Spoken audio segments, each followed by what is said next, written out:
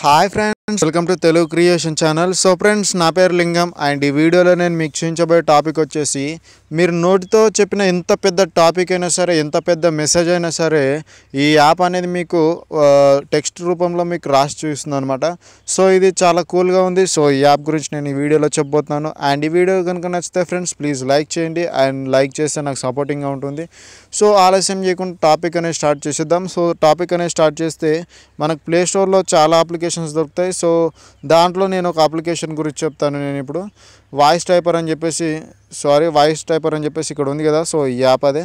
And ఈ app rating బాగానే ఉంది. సో మీరు కూడా ప్లే స్టోర్ నుంచి డౌన్లోడ్ చేసుకోవచ్చు, లేదంటే నేను కింద డిస్క్రిప్షన్లో కూడా లింక్ ఇస్తాను, అక్కడ నుంచి కూడా డౌన్లోడ్ చేసుకోవచ్చు. సో యాప్ ఇంటర్ఫేస్ అనేది ఇలా వస్తుంది. సో ఇక్కడ ఏంటంటే మీరు కింద కనిపిస్తుంది కదా మధ్యలో సెంటర్ మైక్ అంటే రికార్డింగ్ గుర్తు. సో ఆ గుర్తు పైన క్లిక్ చేసి మీరు ఏది మాట్లాడినా సరే అది రికార్డ్ అయిపోతుంది అనమాట. సో అంటే అది రికార్డ్ అయ్యి మీకు వాయిస్ రూపంలో చూపిస్తుంది అనమాట. సో ఇప్పుడు ఎలా పనిచేస్తుంది అనేది నేను మీకు చూపిస్తాను. సో చూడండి. హాయ్ ఫ్రెండ్స్, నా పేరు లింగం and welcome to Telugu creation channel. So sorry, అది సిగ్నల్ ఉండాలి దీనికి. సో నెట్ అనేది ఉంటేనే వస్తుంది మీకు. సో మళ్ళీ ట్రై చేద్దాం. నెట్వర్క్ ఎర్రర్ అని వస్తుంది. సో ఫ్రెండ్స్, ఈ యాప్లో ఏంటంటే ఇది స్క్రీన్ రికార్డ్ ఆన్ చేస్తే ఈ యాప్ అనేది పనిచేయట్లేదు. సో మీకు ఈ యాప్ అనేది కన్ఫామ్గా పనిచేస్తుంది, 100% నేను గ్యారంటీ ఇస్తాను. సో మీరు కింద డిస్క్రిప్షన్లో లింక్ ఉంది, అక్కడ నుంచి డౌన్లోడ్ చేసుకొని యూస్ చేసుకోవచ్చు. సో ఇక్కడ నేను ఈ యాప్ని యూస్ చేస్తుంటే అది రావట్లేదు. సో నెట్వర్క్ ఎర్రర్ అని వస్తుంది.